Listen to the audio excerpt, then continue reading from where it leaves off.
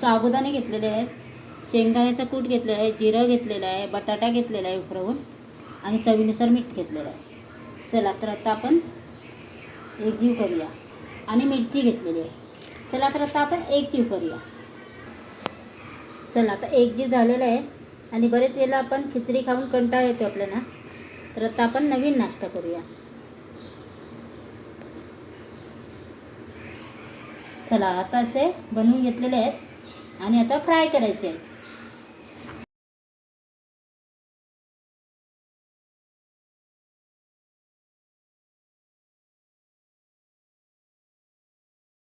चला आता तेल गरम झालेलं आहे आपला.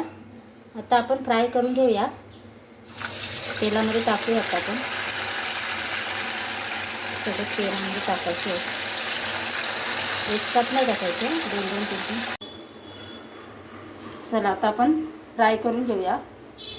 तेल टाकलेलं आहे आणि गरम पण झालेलं आहे आपलं तेल.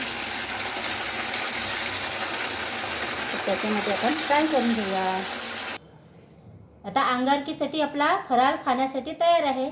माझा व्हिडिओ आवडला तर नक्की लाईक करा, शेअर करा, कमेंट करा. स्वस्त खा, मस्त राहा. Bye bye.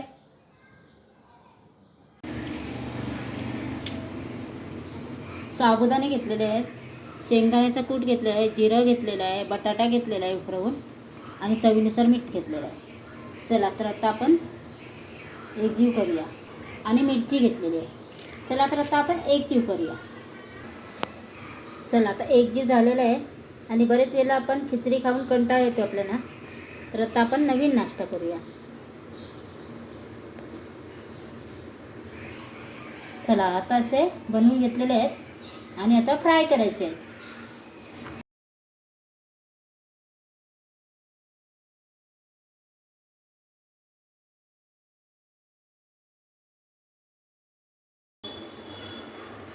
चला आता आपण फ्राय करून घेऊया.